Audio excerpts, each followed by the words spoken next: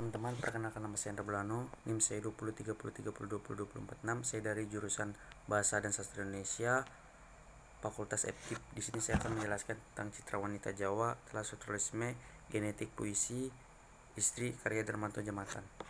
Di sini saya akan menjelaskan strukturalisme. Menurut saya, strukturalisme genetik adalah karya sastra struktur yang terbangun atas dasar bagian yang saling berkaitan dan membentuk struktur keseluruhan karya sastra itu. Struktur karya sastra itu hanya dapat dipahami dengan dialektik, yaitu dengan bergerak secara bolak-balik dari bagian keseluruhan dan dari keseluruhan kembali ke bagian. Gerakan bolak-balik itu dianggap selesai jika koherensi antara terbangun, yaitu ketika bagian-bagian telah membentuk suatu keseluruhan, telah dapat digunakan untuk memberikan arti-arti pada bagian. Dengan demikian, secara metodologis, strukturalisme genetik di dalam menilai karya sastra menggunakan metode dialektik. Yang kedua, metode dialektik. Teori strukturalisme genetik menyarankan dalam konsepnya suatu metode yang putar balik antara struktur karya sastra dan struktur sosial, yang dimana metode dialektik ini memperhitungkan koherensi struktural yang bermula dan berakhir pada teks sastra. Prinsip dasar metode dialektika yang harus kita ketahui juga di sini adalah mengkoreksikan fakta-fakta kemanusiaan yang abstrak dengan jalan mengintegrasikan ke dalam keseluruhan. Metode ini mengembangkan dua pasangan konsep, yaitu keseluruhan bagian dan pemahaman penjelasan.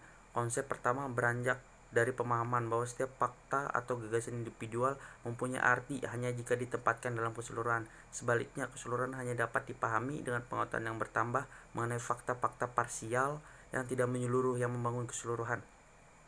Konsep kedua, pemahaman penjelasan, mengarah kepada bagaimana identitas dengan bagian dipahami dan bagaimana makna diperoleh melalui usaha membuka makna yang diperoleh dengan konteks keseluruhan yang lebih luas.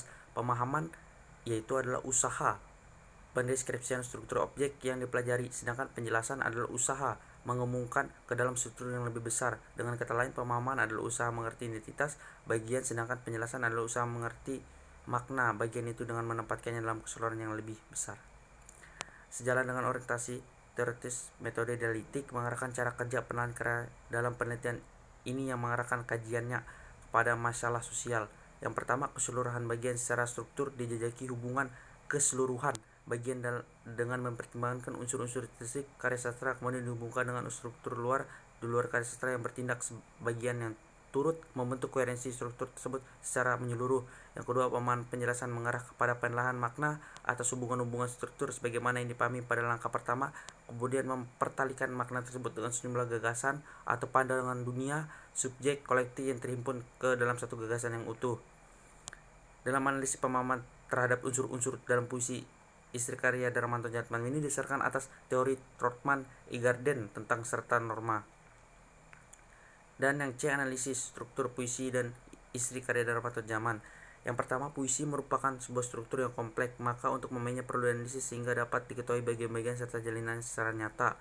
Struktur puisi merupakan suatu sistem keseluruhan yang terdiri atas bagian yang secara fungsional berhubungan dengan membentuk kualitas karya sastra puisi. Roman Ingarden menganalisis norma puisi sebagai strata lapis puisi yang terdiri atas lapis bunyi, lapis arti, dan lapis metafisis.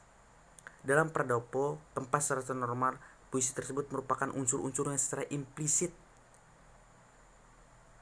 terdapat dalam puisi sebagai suatu struktur. Strata norma istilah yang dipakai di dalam menjelaskan struktur puisi istri karya Darmanto Djamatan berikut ini. Dalam aplikasinya mengalami perubahan-perubahan sebagai adaptasi konsep teoritis dalam analisisnya. Yang pertama, lapis bunyi puisi karya Darmanto Djamatan. Lapis bunyi dalam puisi merupakan satuan-satuan bunyi khusus dan istimewa yang mengandung arti dan membangun kualitas puisi sebagai karya seni. Satuan-satuan bunyi yang dimaksud adalah konvensi bahasa. Namun dalam analisis ini, lapis bunyi lebih diarahkan untuk mengumumkan sistem bunyi. Dengan pertimbangan bahwa puisi yang berjudul Istri karya Darmanto Djamatan lebih kental dalam tataran kata bukan fonem sebagaimana dimaksud oleh Roman Ingarden tersebut, pada tataran strata permukaan yang pertama kali ditangkap dalam pembacaan puisi istri ini adalah penggunaan kata-kata dalam bahasa Jawa. Campur kode bahasa Jawa tersebut sengaja diciptakan pengarang untuk memberikan efek keindahan yang sekaligus koheren dengan subjek materi puisi ini, yaitu citra istri menurut konsep budaya. Jawa. Kata-kata bahasa Jawa tersebut adalah digemeteri, ngeroki, sisihan, tetimbang, singgarinan, nyawa, madep, mantep, gemati, nasi hititi, ngatitati. Di samping itu pengarang juga menghadirkan unsur-unsur tokoh dalam cerita tradisional Jawa pewayangan dan legenda, yaitu Harjuna, Suhadra, Arimbi, Bima, Tetuka, Sawitri, Setawan, dan Dewi Sri. Campur kode bahasa Jawa dalam puisi ini tidak hanya dalam tataran kata, tapi juga dalam tataran sintaksis. Baris-baris dalam puisi ini dikompetkan ke dalam kalimat-kalimat dengan struktur bahasa Jawa. Kalau kita mau jual Palawijaya, kalau kita lapar dan memakan, lihatlah yang menjadi sama penting dengan kerbau, luku, sawah, dan pohon kelapa. Penggunaan kalimat bahasa semacam ini sangat lazim terjadi dalam masyarakat Jawa.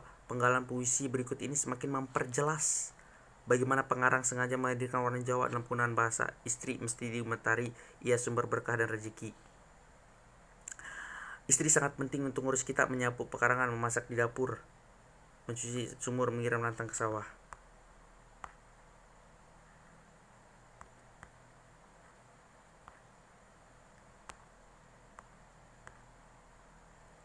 Seperti lidah, ia di mulut kita, terasa seperti jantung di dada kita. Supaya kita mandiri, prakasa dan pintar ngatur hidup, tak tergantung tekulak pak duku bengkel atau lurah. Seperti Sorda bagi Arjuna makin jelita di antara maru-marunya. Seperti Arimbi bagi Bima, jadilah ia jelita ketika melahirkan jabang Tetuka. Seperti Sawitri bagi Setiawan, ia memelihara nyawa kita malapetaka.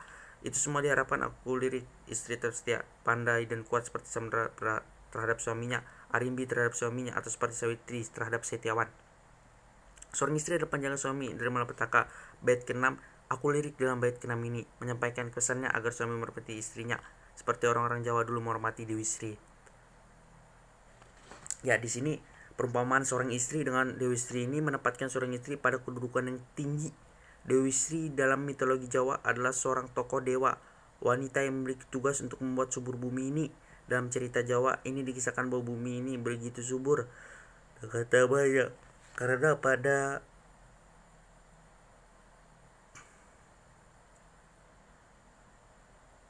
ceritanya waktu itu kehadiran Dewi Sri yang membawa benih padi untuk disebarkan ke permukaan bumi.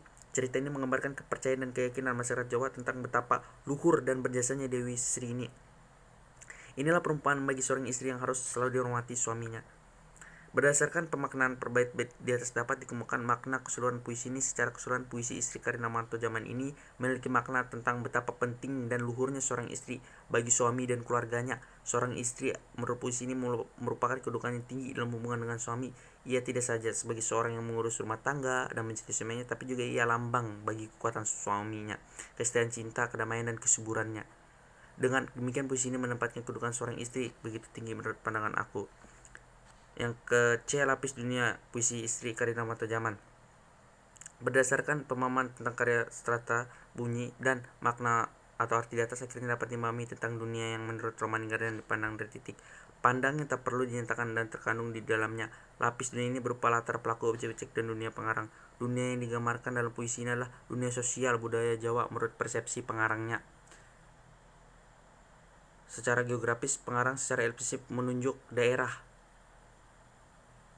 Bantul, salah satu kabupaten di wilayah provinsi daerah istimewa Yogyakarta dalam peta kebudayaan Indonesia, merupakan pusat kebudayaan dan pemerintahan Jawa pada masa lalu. Oleh karena itu, sampailah sekarang Yogyakarta menjadi pusat pariwisata budaya Jawa yang masih eksis. Keadaannya demikianlah yang dipakai pengarang sebagai latar untuk mengungkapkan subjek matter puisinya. Latar sosial budaya Jawa yang digambarkan dalam puisi ini semakin jelas dengan pengambilan nama-nama tokoh, pewayangan, dan cerita mitologi Jawa sebagai tradisi masyarakat Jawanya.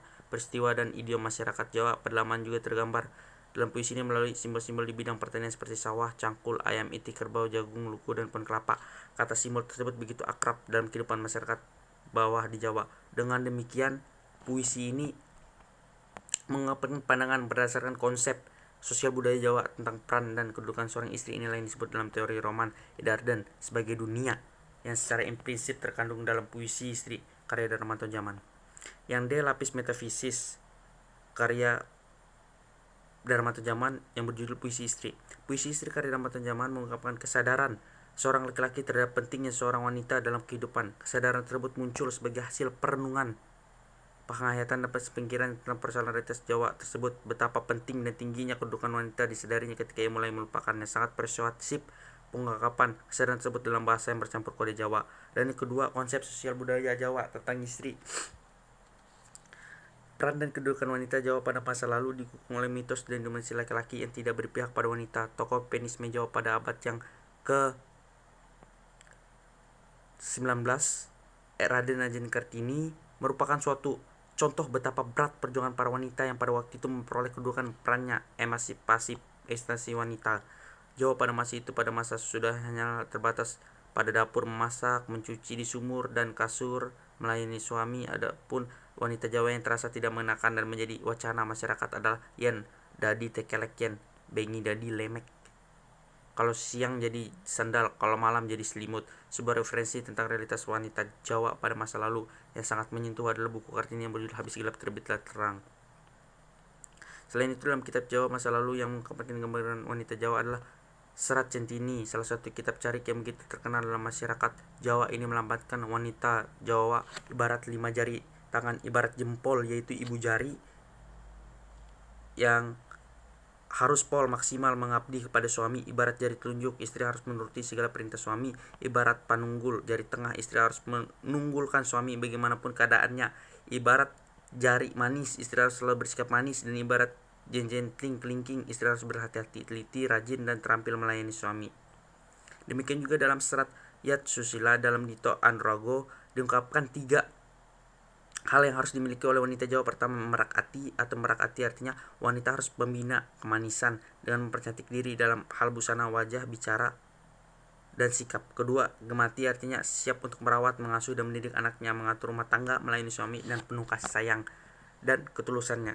Ketiga, luluh artinya mampu selalu menyenangkan hati suami, selalu menyediakan waktu untuk suami dan anak-anak, sabar dan ikhlas. Sebuah penelitian wajah wanita Jawa di daerah Bantul sama dengan latar puisi yang ditulis dalam tulisan ini yang dilakukan oleh Kristina Hadayani dan Ardian Novianto menunjukkan realitas yang relatif sama dengan yang diungkapkan dalam naskah Jawa di atas. Dalam penelitian itu dikemukakan serinci tentang gambaran wanita Jawa sebagai konco, wiking, teman belakang, sekaligus singarani, nyawa garwa. Kedua ciri karakter yang menonjol pada wanita Jawa adalah sabar, sumeleh, dan sumarah. Ketiga, strategi memangku dan pengaruh total kepada keluarga merupakan cara diplomasi untuk mempengaruhi keputusan publik. Wacana tentang wanita Jawa yang dikemukakan dalam kitab Jawa Demografi yang ditulis oleh Kartini dan temuan yang didapat dalam penelitian Kristina S. Hadayani, Ardian Novianto di atas mengikut konsep istri wanita. Dalam konteks sosial budaya Jawa, gambaran semacam itu sekaligus merupakan fakta kemanusiaan wanita Jawa dalam realitas sehari-hari. Namun demikian, konsep tentang wanita Jawa tersebut akan menunjukkan sikap dan orientasi yang mendua tergantung sudut pandang yang dipakai di satu pihak. Konsep tersebut akan menempatkan wanita Jawa dalam peran dan kedudukannya sebagai pembantu laki-laki, sedangkan di pihak lain konsep menempatkan betapa penting peran dan kedudukan wanita dalam keluarga. Fakta kemanusiaan wanita Jawa semacam itulah yang disikapi pengarang dalam puisi Istri karya Darmanto Jatman. Pengarang dalam proses penciptaan puisi itu mengangkat persoalan sama dari sudut pandang yang dipilih. Dengan demikian, pengarang mengambil konsep dan realitas wanita Jawa sebagai unsur luar yang turut membangun karya puisinya itu. Pandangan dunia pengarang dalam puisi lain. Dalam implementasinya, kajian surrealisme genetik haruslah sampai pada pemahaman tentang kelas atau golongan sosial yang mana diwakilinya pengarang. Puisi Istri mengekspresikan pandangan tentang wanita Jawa yang diungkapkan pengarang. Apabila dicermati referensi dengan tersebut, tampak bahwa pengarang memiliki koherensi dengan konsep sosial budaya masyarakat Jawa di mana dia berasal. Lambang, imaji, dan diksi dalam puisi begitu lekat dan kental dengan suasana tradisi masyarakat Jawa.